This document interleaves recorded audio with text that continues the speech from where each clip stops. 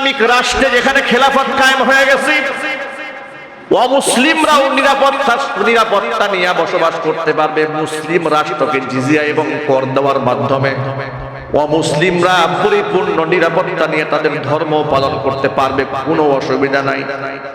এই ক্ষেত্রে যদি কোনো মুসলমান অন্যায়ভাবে কোনো অমুসলিমকে হত্যা করে, মান কাতালা মুআহাদান, মানে যাদের সাথে মুসলমানদের চুক্তি হয়েছে, মুসলিম দেশে থাকবে, নিরাপত্তা নিয়ে থাকবে, মুসলিম হয়ে যদি অমুসলিমকেও হত্যা করে, আল্লাহর হাবিব কি বলেন শোনেন। আপনারা তো হিংসা বিদ্বেষ প্রচার করেন, আমার রাসূল কি বলেছেন দেখেন, আগে বলেন আল্লাহু আকবার। আল্লাহ নবী সাল্লাল্লাহু আলাইহি ওয়াসাল্লাম বলেছেন, মান কাতালা মুআহাদা, মুসলিমদের দেশে নিরাপত্তা নিয়ে বসবাসকারী অমুসলিমদেরকে যদি, অমুসলিম কোন ব্যক্তিকে যদি কোনো মুসলমান অন্যায়ভাবে হত্যা করে, লাম ইয়ারিহি রাইহাতাল জান্নাহ, ওই মুসলিম কিয়ামতের দিন জান্নাতে যাবে দূরের কথা, জান্নাতের খুশবু পর্যন্ত নাকের মধ্যে ওরা পাবে না। অথচ ইন্না রিহাহা লাতুজাদু মিন মাসিরাতি 40 আমা, অথচ জান্নাতের খুশবু পাওয়া যাবে 40 বছরের দূরত্বের পথ থেকে। 40 বছর সময় লাগবে যে জান্নাতে পৌঁছতে, এত দূর থেকে জান্নাতের খুশবু জান্নাতবাসী নাকের মধ্যে পেতে থাকবে। অমুসলিমকে অন্যায়ভাবে হত্যা করে মুসলমান আল্লাহর জান্নাতে যাবে দূরের কথা, জান্নাতের খুশবু পর্যন্ত নাকের মধ্যে পাবে না। এর চাইতে অসাম্প্রদায়িক কথা, এর চেয়ে সাম্প্রদায়িক সম্প্রীতির কথা, এর চাইতে মহাব্বত আর ভালোবাসার কথা বিশ্ববাসীর জন্য আর কেউ বলতে পারে নাই। আল্লাহু আকবার বলেন, আরো জোরে করে আল্লাহু আকবার। এই কথাগুলো মুসলিমরা অন্তরে লালন করে, অন্তরে ধারণ করে বিধায় পৃথিবীর ইতিহাসে মন্দির ভেঙে মসজিদ বানিয়েছে এমন কোন ইতিহাস আছে? আরো জোরে বলেন। কিন্তু ওদের কাছে এই আদর্শ নাই, এই শিক্ষা না থাকার কারণে ওরা গরু জবাই করার অপরাধে ওরা মানুষ হত্যা করে।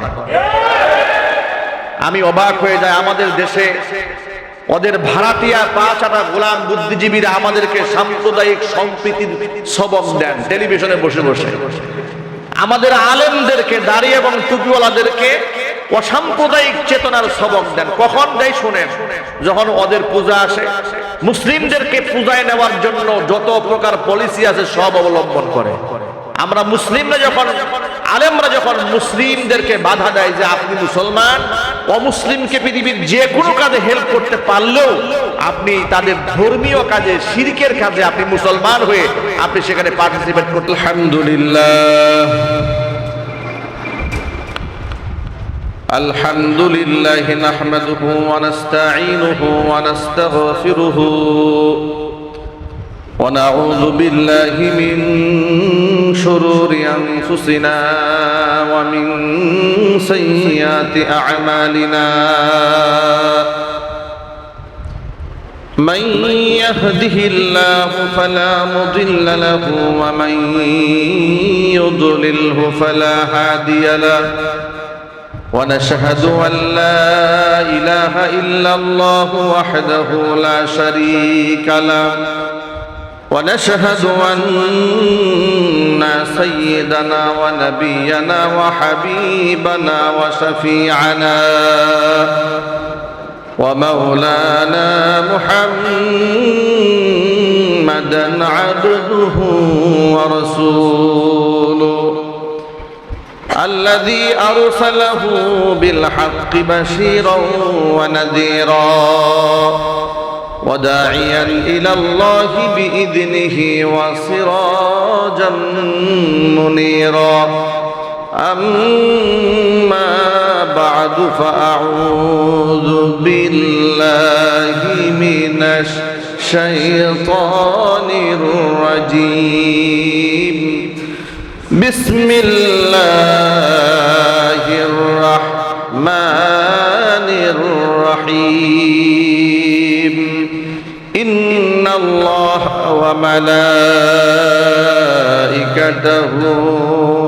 يصلون على النبي يا أيها الذين آمنوا صلوا عليه وسلموا تسليما اللهم صل على محمد وعلى آل محمد كما صليت على إبراهيم وعلى آل إبراهيم إنك حميد مجيد اللهم بارك على محمد وعلى آل محمد كما باركت على إبراهيم وعلى آل إبراهيم إنك حميد مجيد محبت زبان ছেড়ে দিয়ে সকলে মিলে কিছুক্ষণ জিকির করুন লা ইলাহা ইল্লাল্লাহ লা ইলাহা ইল্লাল্লাহ লা ইলাহা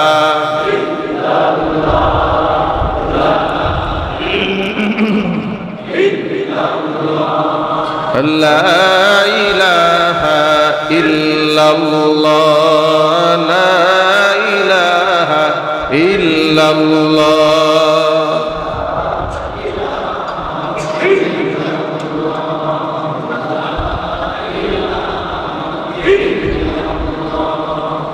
لا إله إلا الله لا إله إلا الله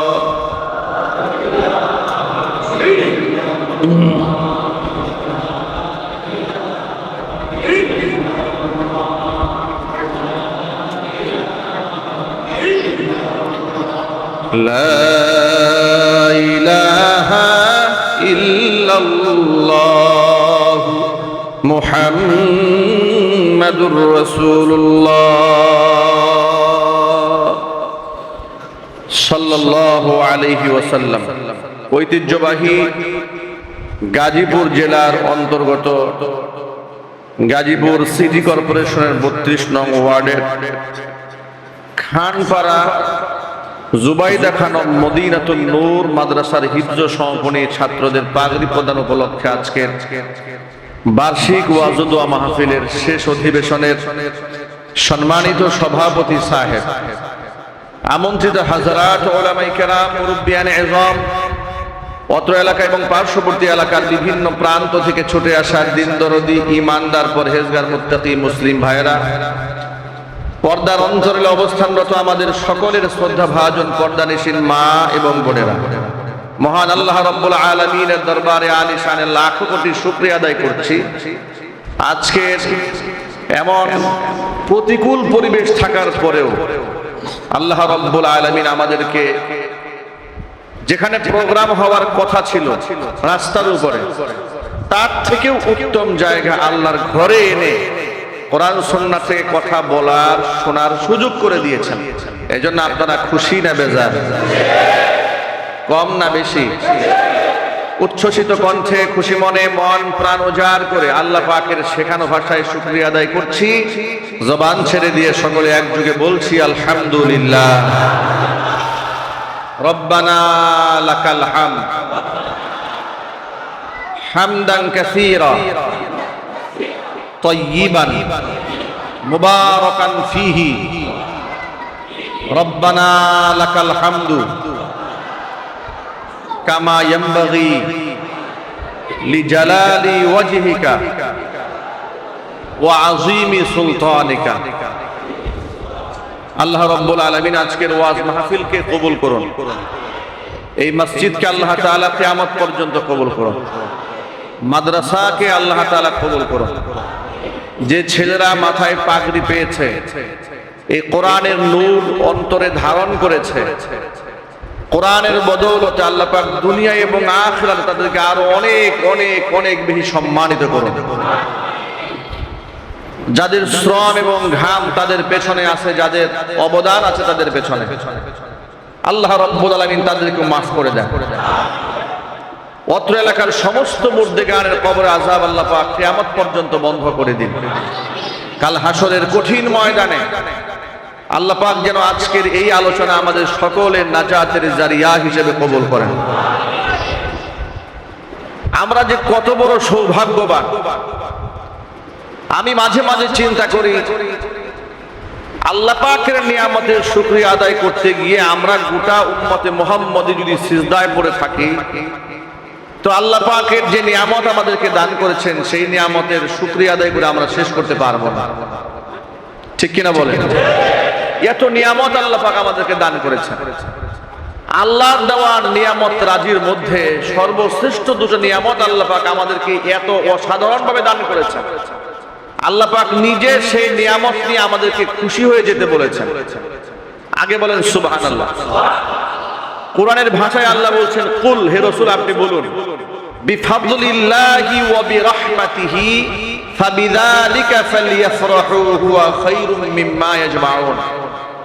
আপনি মানুষদেরকে বলুন, আপনার উম্মতদেরকে কথা বলুন, কুল আপনি বলে দিন, বিফাদলিল্লাহি আমার করুণা, ওয়া বিরহমাতিহি এবং আমার দয়া নিয়ে, ফাবিযালিকা ফালইফরাহু এটা নিয়ে যেন আমার বান্দারা খুশি হয়ে যায়, হুয়া খায়রুম মিম্মা ইয়াজমাউন মানুষ যে সম্পদ জমা করে সেই সম্পদের চেয়ে এই দুটো নিয়ামত অনেক দামি। আল্লাহ পাক তার করুণা বলতে কি বুঝালেন? আল্লাহ পাক তার রহমত বলতে কি বুঝালেন? রাইসুল মুফাসসিরিন আব্দুল্লাহ ইবনে আব্বাস রাদিয়াল্লাহু তাআলা আনহু বলেছেন, আল্লাহ পাক যে বললেন কুল বিফাদলিল্লাহ, আল্লাহর দয়া, আল্লাহর করুণা, এখানে আল্লাহ পাকের দয়া করুণা বলতে আল্লাহ রাব্বুল আলামিন কোরআনকে বুঝিয়েছেন। ওয়া বিরহমাতিহি রহমত বলতে আল্লাহ রাব্বুল আলামিন তার দ্বীন ও ইসলাম ধর্মকে বুঝিয়েছেন।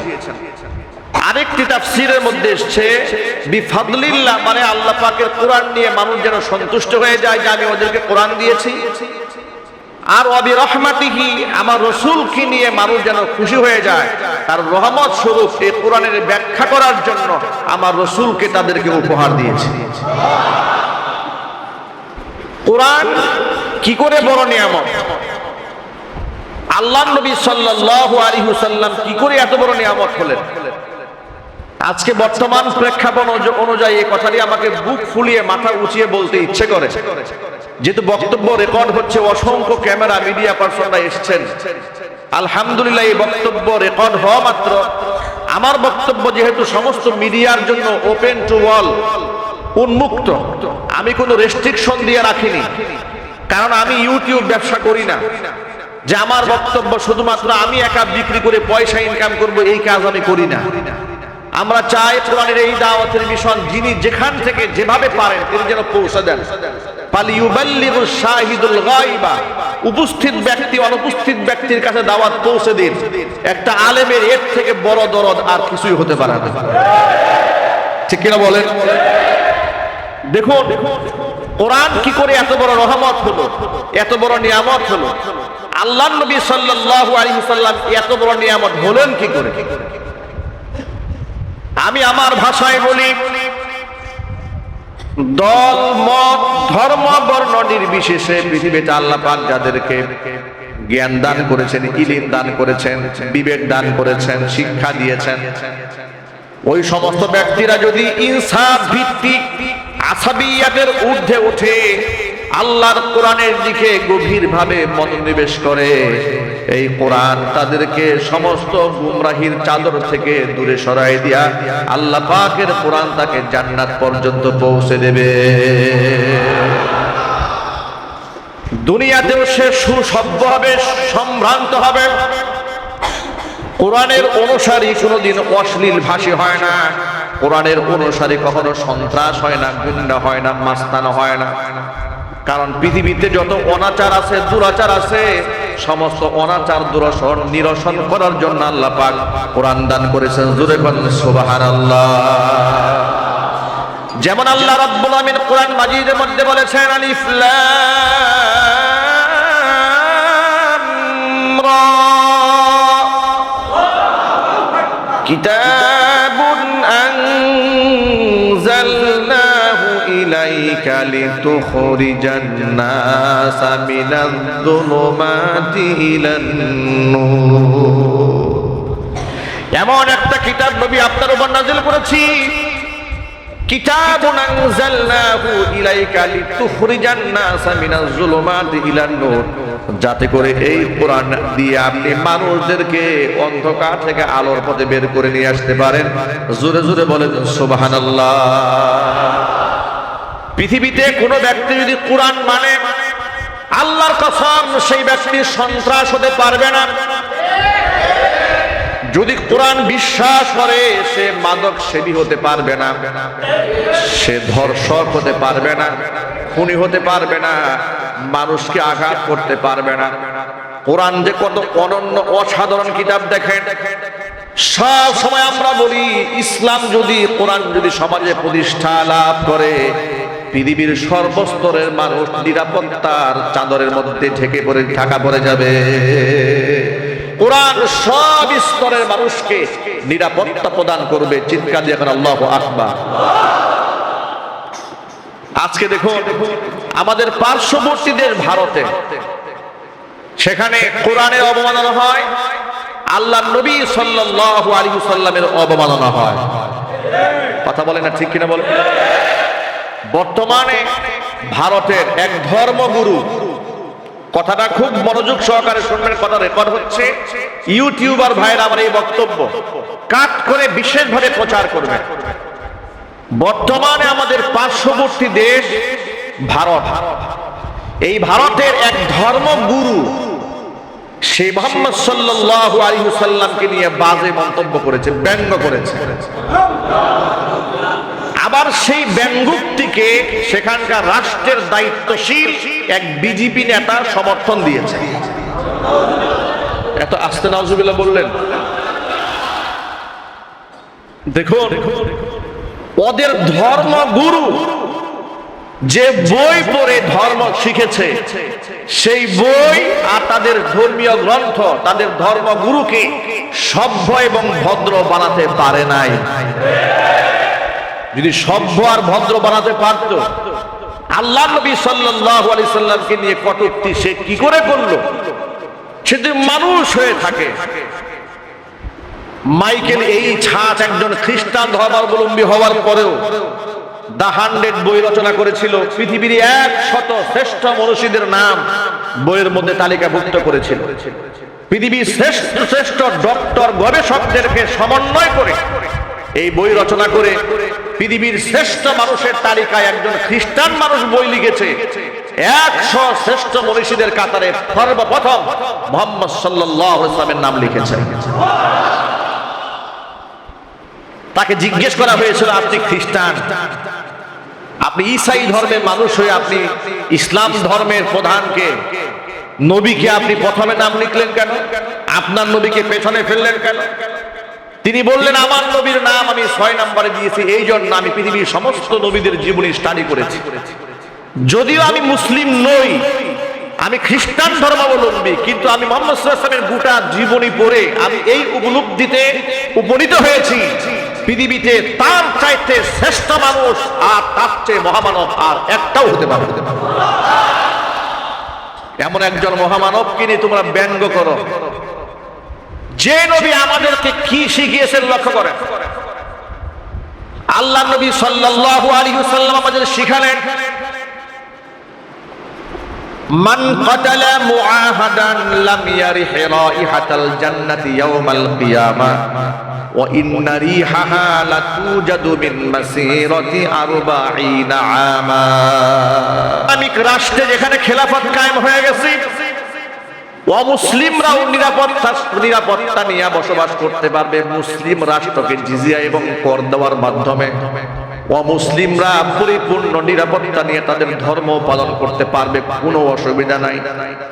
এই ক্ষেত্রে যদি কোনো মুসলমান অন্যায়ভাবে কোনো অমুসলিমকে হত্যা করে, মান কাতালা মুআহাদান, মানে যাদের সাথে মুসলমানদের চুক্তি হয়েছে, মুসলিম দেশে থাকবে, নিরাপত্তা নিয়ে থাকবে, মুসলিম হয়ে যদি অমুসলিম কেউ হত্যা করে, আল্লাহর হাবিব কি বলেন শোনেন।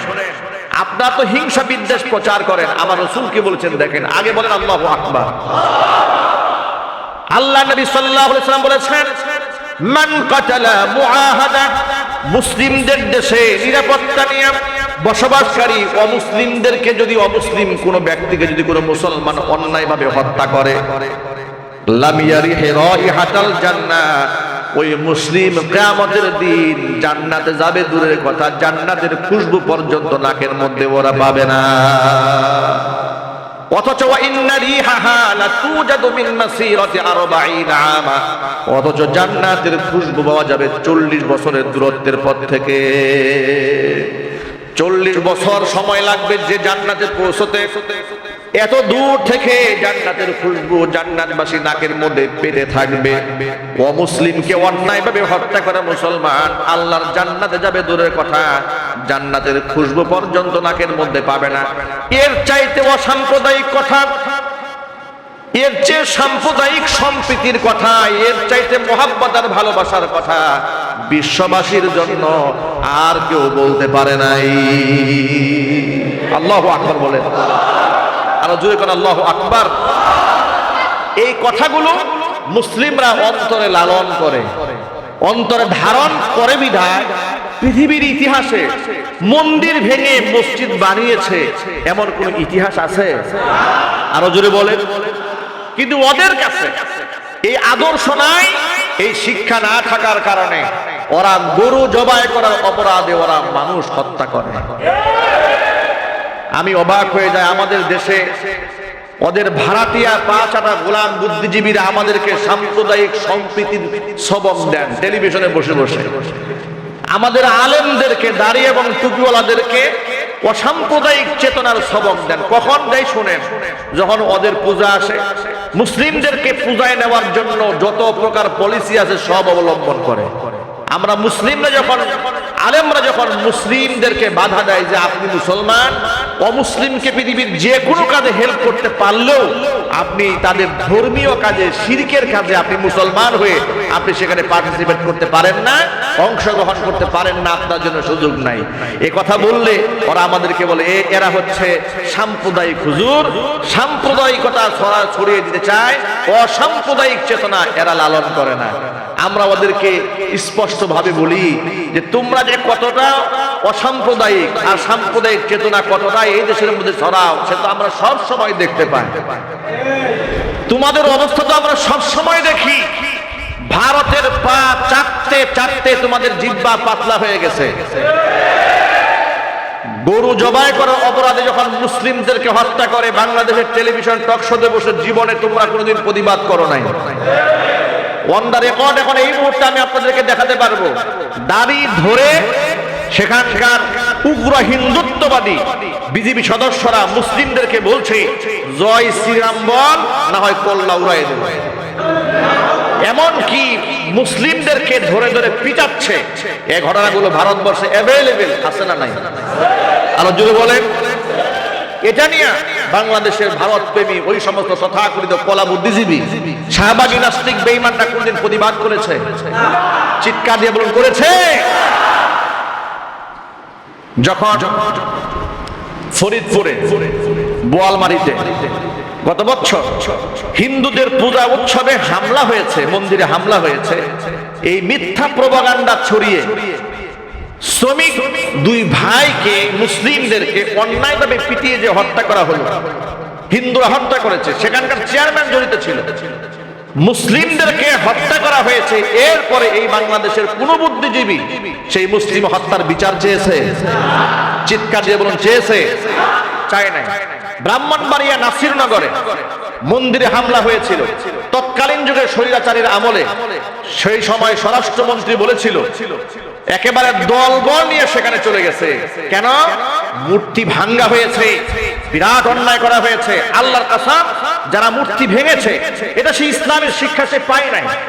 কারণ ইসলাম কখনো বলে নাই যে অমুসলিমদের মূর্তি ভেঙে দাও, বরং ইসলাম এই কথা বলে দিয়েছে, কোরআন বলেছে লা তাসুব্বুল্লাযীনা ইয়াদউনা মিন দুনিল্লাহ ফায়াসুব্বুল্লাহ আদওয়ান বিগাইরি ইলম। আমি আল্লাহকে বাদ দিয়ে ওরা যেই সমস্ত দেব দেবীদেরকে ডাকে তাদেরকে তোমরা গালমন্দ করো না। তোমরা যদি তাদেরকে গালমন্দ করো তাহলে তারা হিংসার বশবর্তী হয়ে অজ্ঞতার কারণে তোমার আল্লাহকে গালি দিয়ে বসবে। ইসলাম তো মানুষকে গালমন্দ করতেই নিষেধ করেছে, সেখানে মূর্তি ভাঙার পারমিশন কোথায়? অমুসলিমদেরকে আঘাত এই বাংলাদেশের কোনো আলেম করে নাই, কোনো পীর করে নাই, এমনকি কোনো নামাজিও করে নাই।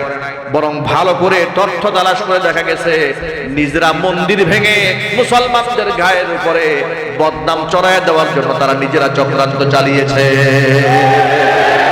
কথা বলতে হবে ঠিক কিনা? এরপরেও তারা সেখানে গেল, সেখানে গিয়া আহারে কত মায়া, আহারে মূর্তির ঠ্যাং ভেঙে ফেলছে, পা ভেঙে ফেলছে, কত দুঃখ প্রকাশ করেছে। মূর্তির ঠ্যাং ভাঙলে মায়া লাগে, মানুষ হত্যা করলে মায়া লাগে না। কথা বলতে হবে ঠিক কিনা বলেন? এর দ্বারা খুব স্পষ্ট প্রমাণ হয় ওরা তো মূর্তির প্রতি মোহাব্বত দেখাতে যায় নাই, ওরা মোহাব্বত দেখিয়েছে এই মূর্তি পূজারী আমাদের পার্শ্ববর্তী রাষ্ট্রের রাম বাম কাফের বেঈমানদের মনস্তুষ্টি করতে চেয়েছে, যাতে করে তাদের সাপোর্টে সবসময় ক্ষমতায় থাকতে পারে। চিল্লায় বলতে, কিন্তু ওরা কি ক্ষমতায় থাকতে পেরেছে? চিল্লায় বলুন, পেরেছে? গতকালকেও আপনারা দেখেছেন আন্তর্জাতিক অপরাধ ট্রাইব্যুনালের প্রসিকিউটর সংবাদের মধ্যে বলেছেন, আমরা সংবাদ মাধ্যমে জানতে পেরেছি, পার্শ্ববর্তী দেশ থেকে এই দেশে অসংখ্য সৈনিকদেরকে আনা হয়েছিল 5 আগস্টে মুসলিম গণহত্যা চালাবার জন্য। তাদেরকে হিন্দি ভাষায় গালিগালাজ করেছে, ছাত্ররা বলেছে, পঙ্গু যারা হয়েছে হসপিটাল থেকে বলেছে যে প্রশাসনের কিছু লোকেরা আমাদেরকে হিন্দি ভাষায় গালিগালাজ করেছে। এমনকি আপনারা এই দৃশ্য ভিডিও ফুটেজের মধ্যে দেখেছেন, যখন দেশ দ্বিতীয়বারের মতো স্বাধীন হলো, এয়ারপোর্ট থেকে খুব দৌড়ায় অস্ত্রপাতি ফালাইয়া দৌড়ায় যাচ্ছে। এই ভিডিওটা এখনো পকেটে পকেটে আছে না নাই? এই দেশের তাহাজ্জুদি তথাকথিত তাহাজ্জুদ গুজারি স্বৈরাচারী হাসিনা ইসলামকে নাকি বড় ভালোবাসে, মোহাব্বত করে, বড় মোহাব্বত, এত মোহাব্বত করে। কত মোহাব্বত? বলে যে 364 জেলার মধ্যে কতগুলা মসজিদ নির্মাণ করেছে? 560খানা মডেল মসজিদ বানিয়েছে নিজস্ব অর্থায়নে। কত ধার্মিক তিনি! উনি পালায় যাওয়ার পরে আমরা মিডিয়ার মাধ্যমে জানতে পারলাম এটা উনার টাকা নয়, সৌদি সরকার 8,000 কোটি টাকা দিয়েছিল। সৌদি সরকারের টাকা এনে অন্যের টাকা নিজের নামে বলে চালায় যায় তাহাজ্জুদি। কত বড় তাহাজ্জুদি! তার তাহাজ্জুদের নামাজ পড়ে মনে হয় আল্লাহর কাছে বলতো ফেরাউনের মতো। ফেরাউন যেমন ইতিহাস আপনারা অনেকেই শুনেছেন, দিনের বেলায় বলতো পাবলিকলি আনা রব্বুকুমুল আলা, কিন্তু রাতের বেলায় পাহাড়ে গিয়ে কাঁদতো আর বলতো আল্লাহ আমি জানি তুমি আল্লাহ, কিন্তু আমি তো ঘোষণা একটা দিয়ে ফেলছি, আমার যেন অন্তত দিনের বেলা একটা সম্মান থাকে, তুমি ইজ্জতটা আমার রাখো। জিবরাইল আলাইহিস সালাতু ওয়াস সালাম মানব বেশে, মানুষের রূপে তার পাশে দাঁড়িয়ে বলে, জিজ্ঞেস করেছিল ফেরাউনকে যে আচ্ছা, যেই ব্যক্তি তার রবের নাফরমানি করে তার কি করা উচিত? কি করা উচিত? তাকে নীল নদে ডুবাই মারা উচিত। তাই নাকি? বলে হ্যাঁ, এই কথা যেন মনে থাকে। সুবহানাল্লাহ বলেন। তাফসীরি কিতাবে এসেছে দিনের বেলায় আনা রব্বুকুমুল আলা, আমি তোদের বড় রব বললেও রাতের আধারে তাহাজ্জুদে গিয়ে কাঁদতো আল্লাহর কাছে, আল্লাহ একটা দাবি না হয় করে ফেলেছি, জান্নাত চাই না, দুনিয়াতে একটু ক্ষুধা এটা ঠিক রাখো, আমি যখন পানি বর্ষণের কথা বলবো তুমি একটু বৃষ্টি দিয়ে দিও। এভাবে সে তাহাজ্জুদে নামাজ পড়তো, আল্লাহকে ডাকতো। ওর সাথে স্বৈরাচারী হাসিনার সাথে কি সুন্দর মিল! ও রাতের বেলায় কাঁদতো ফেরাউন, আর ওর তাহাজ্জুদের নামাজের গল্প যা শুনেছি ও কাঁদতো। আমার কাছে মনে হচ্ছে ওর দিনের আমল দেখে মনে হয়েছে এতগুলো লাশ পরে, এত মানুষ হত্যা করে, তার দিল কান্দে না। মেট্রো রেল ভাঙছে, কাঁদতে কাঁদতে বেহুশ হয়ে যাচ্ছে। হাজার হাজার মায়ের কুল খালি হয়েছে, শহীদ হয়েছে, কান্না আসে না। একটা যন্ত্রের জন্য কান্না আসে, ওর থেকে বড় ফেরাউন এই শতাব্দীতে আর নাই।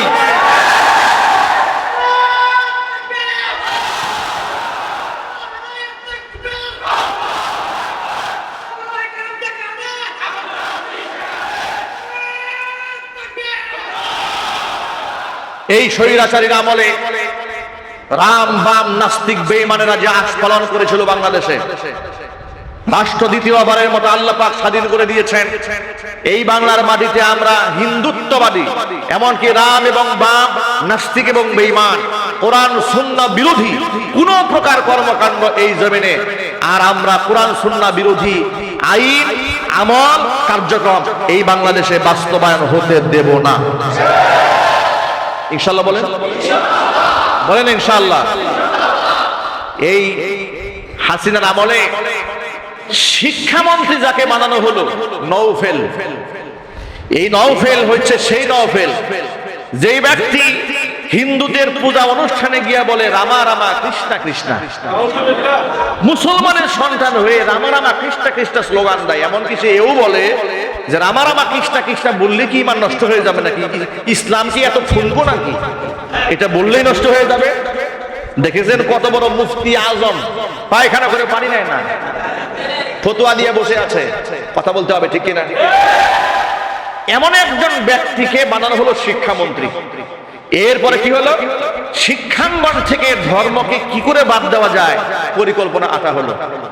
মুসলিমদের হৃদয়ে ঘা দেওয়ার জন্য, ক্ষত বিক্ষত করে দেওয়ার জন্য 90 থেকে 92 থেকে 95% মুসলিম অধ্যুষিত সোনার বাংলাদেশের বাচ্চাদের, প্রাইমারি লেভেলের বাচ্চাদের ক্লাস 3 বইয়েতে, ধর্ম বইয়েতে লাস্ট পেজে দুর্গার ছবি, প্রতিমার ছবি ঢুকাই দিল। বই ছাপানো হলো 10 লক্ষ। দক্ষিণবঙ্গের সাতক্ষীরা, যশোর এই সমস্ত এলাকায় প্রাইমারি লেভেলে এই বইগুলো বিতরণ করা হলো। প্রাইমারি বাচ্চারা বই হাতে নিয়ে দেখে ইসলাম ধর্ম বই, বইয়ের একদম লাস্ট কভার পেজের মধ্যে দুর্গার ছবি দেওয়া হয়েছে। এখন ধর্মীয় অনুভূতিতে আঘাত আনলো, মুসলিমরা কষ্ট পেল, ক্ষিপ্ত হলো, এই বইগুলা সব ব্যাক করে নেওয়া হলো। জিজ্ঞেস করা হলো এটা কি করে হলো, তারা বলল এটা প্রিন্টিং মিস্টেক হয়েছে, এটা ভুলে ছাপা হয়ে গেছে। ভুলে ছাপা হওয়ার জন্য আর কোনো বই খুঁজে পায় নাই, ধর্মের বই খুঁজে পাইছো। তোমরা মনে করেছো তোমাদের তালবাহান আমরা বুঝি না। এটা হচ্ছে বাংলাদেশে প্রিন্ট কোম্পানিগুলো যেন এতগুলা বই ছাপাতে না পারে, যা সুযোগ সুবিধা দেওয়ার তো ওদেরকে দিয়ে দিয়েছে। ওদের পা চাটতে চাটতে এমন চাটা চেটেছে, সাংবাদিক বলেছে আপনি যে ভারতকে এত কিছু দিলেন তা আপনার কি কিছু বলার আছে নাকি?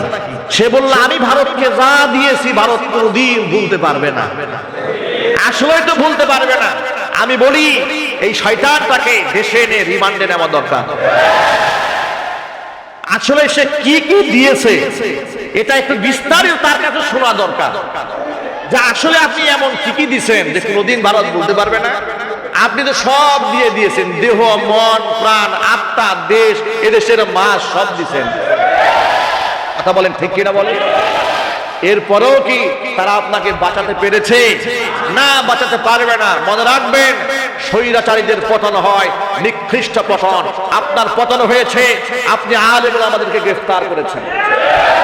আপনার পতন হয়েছে, আপনি কোরআন সুন্নাহ বিবর্তিত শিক্ষা সিলেবাস তৈরি করেছেন। আপনার পতন হয়েছে, শাপলা চত্বরের শহীদদের রক্ত নিয়ে আপনি তামাশা করেছেন। আপনার পতন হয়েছে, আল্লামা জুনায়েদ বাবুনগরী হাফিজাহুল্লাহ রাহিমাহুল্লাহর মতো আল্লাহর ওলিকে রিমান্ডে নিয়ে টর্চার করেছেন। আপনার উপর গজব নাজিল হয়েছে, আল্লামা মামুনুল হক হাফিজাহুল্লাহর মতো একজন সিংহ পুরুষকে স্ত্রী কর্তৃক ধর্ষণের মামলা দিয়া আলেমদেরকে মানুষের সামনে বেইজ্জত করার জন্য ষড়যন্ত্র আপনি করেছিলেন। এর চাইতে বড় বেইজ্জত, এর থেকেও বড় বেইজ্জত জুতার মালা পরিয়ে বিনা নোটিশে দেশের জনগণ লাঠি মেরে আপনাকে দেশ থেকে তাড়িয়ে দিয়েছে।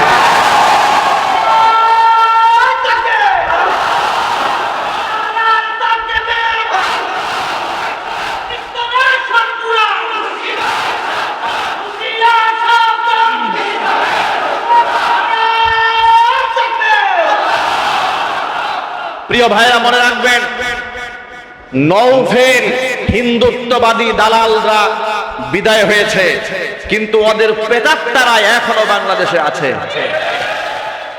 আপনি বলবেন প্রমাণ? প্রমাণ হচ্ছে শিক্ষা সিলেবাস, এর কারিকুলাম নতুন করে পুনর্নির্ধারণ করার জন্য যে কমিটি গঠন করা হয়েছে, সেই কমিটির মধ্যে দুজন চিহ্নিত নাস্তিক শাহবাগী ইসলামী মূল্যবোধের ঘোর বিরোধী, তাদেরকে শিক্ষা সিলেবাস প্রণয়ন করার জন্য যোগদান করানো হয়েছে।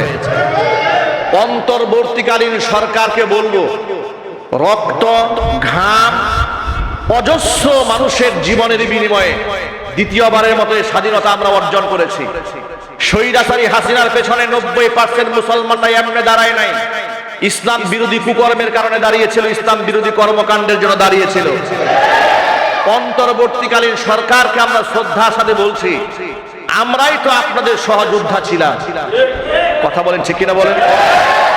ডক্টর ইউনূস, তাকে বলবো, আপনি প্রাইম মিনিস্টার হয়েছেন, রাষ্ট্রের প্রধান উপদেষ্টা হয়েছেন, আপনার এই চেয়ারে দেশের 90% মুসলমানরা বসিয়েছে। যাদেরকে তাড়িয়ে দিয়েছে তাদের ইতিহাস আপনি ভুলে যাবেন না, যে কোন অপরাধে লাথি খেয়েছে, ইতিহাস আপনি ভুলে যাবেন না। আপনাকে শ্রদ্ধার সাথে বলছি, শিক্ষা কমিশনে শিক্ষা সিলেবাসকে পুনর্গঠন করার জন্য যাদেরকে দায়িত্ব দেওয়া হয়েছে তাদের নাম ধরে উলামায়ে কেরাম ইতোমধ্যে ঢাকা শহরে মানববন্ধন করেছে। সচেতন নাগরিক আজকে বাইতুল মুকাররমে দেশের বরেণ্য উলামায়ে কেরাম তারা আজকে সেখানে মানববন্ধন করেছেন। এমনকি এই শিক্ষা কারিকুলাম নির্ধারণ করার জন্য, পুনর্নির্বাচনের জন্য সেই কমিটিতে এই দেশের যোগ্য আলেম, এমনকি অনেক ইসলামিক স্কলার আছে যারা একদিক থেকে আলেম, আরেক দিক থেকে বড় ধরনের শিক্ষাবিদ। আছে না নাই?